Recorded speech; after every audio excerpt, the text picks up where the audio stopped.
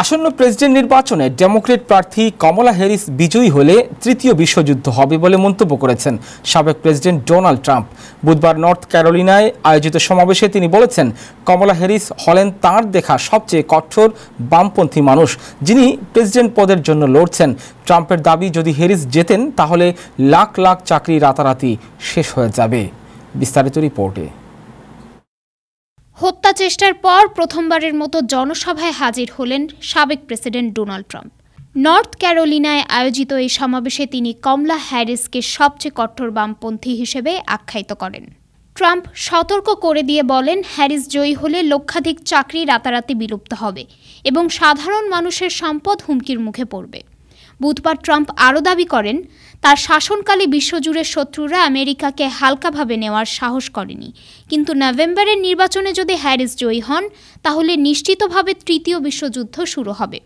উল্লেখ্য, north Carolina আগামী president নির্বাচনে সুইং স্টেট হিসেবে গুরুত্ব পাচ্ছে।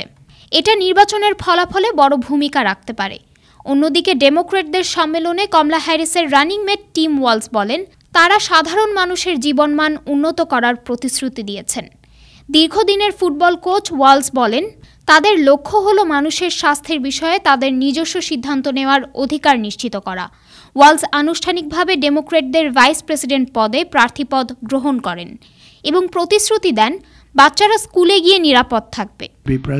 We had no war when I was president, except that I totally defeated 100% of the ISIS caliphate. Everyone said it would take 5 years. It took me like about 4 weeks. Because we have a great military, we have great generals, not the ones you see on television, not the ones that did the Afghanistan butchery, but we have great military. রিপাবলিকানদের বিরুদ্ধে সমালোচনা করে তিনি বলেন, তারা যে স্বাধীনতার কথা বলে তা আসলে মিথ্যা। প্রকৃত স্বাধীনতা নিশ্চিত করবে ডেমোক্র্যাটরা। এদিকে প্রেসিডেন্ট নির্বাচনে নিজের প্রার্থিতা প্রত্যাহার করে রিপাবলিকান পার্টি মনোনীত প্রার্থী সাবেক প্রেসিডেন্ট ডোনাল্ড ট্রাম্পকে সমর্থন দেওয়ার পরিকল্পনা করেছেন রবার্ট এফ কেনেডি জুনিয়র।